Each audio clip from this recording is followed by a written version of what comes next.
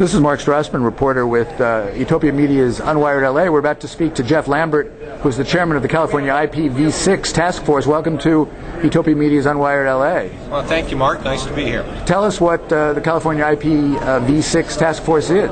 Well, the California IPv6 task force is an all-volunteer think tank and steering committee that is responsible for the development and deployment of the new internet with the technical name IPv6 for the state of California. Well, administratively, where does the California IPv6 task force fit in globally?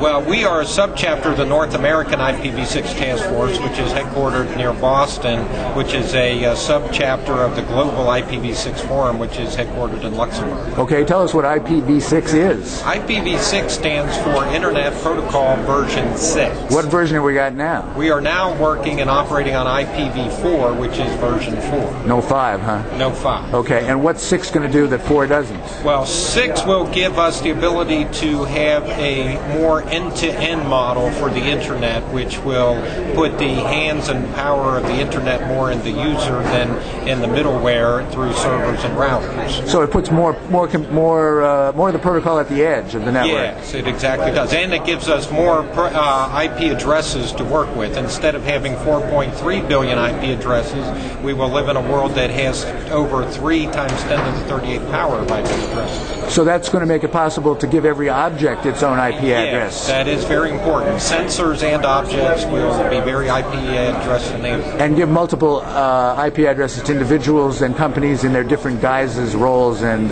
contexts. Yes, yeah. Objects and people will have a whole multitude of IP. So it's essentially like creating a database with a greater number of data points that can be included. Yes. Okay. Yes. Now, what's the timetable, or has this protocol been developed and perfected, or is it still in the refinement stage? It's still in the refinement stages, as all technical projects tend to be. But it's been in the process for 10 years, and we expect another 10 years until the whole world is completely running and operating on IPv6. And IPv4 and IPv6 can run at the same time. Presumably, it's like 64 or 32-bit processors and software, and essentially everything in IPv4 will be able to run under IPv6. That's correct. Yeah. Okay. And where is it rolled out already, or where is it going to be rolled out first? Well, it's being rolled out. Just about every corner of the planet has some facet of IPv6 running in some way, shape, or form. In the United States, we are deploying at a relatively brisk rate in more places. The Department of Defense, the federal government's Department of Defense, was the first federal agency to really embrace and understand what IPv6 is about. So without giving anything away, the tanks and the guns and the planes and the Defense Department are using IPv6 various now?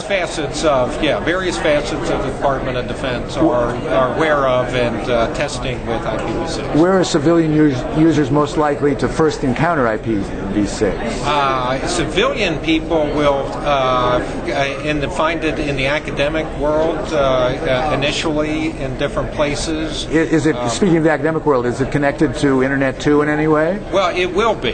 Yeah, Internet 2 project is very well aware of what IPv6 is all about, and they understand and know what it is. Okay, wrap up a little bit then about when we can expect to see it creeping into deployment. People that are on my task force predict 2008 as really the turning point for IPv6 in the United States of America. Do people need to do anything to get ready for it, or how can they best take advantage of it? People should be aware when they are buying new equipment and replacing legacy equipment today, they should be aware that the new products that they are building are IPv6 enabled, and if they're not, they should look at and seek out products that are.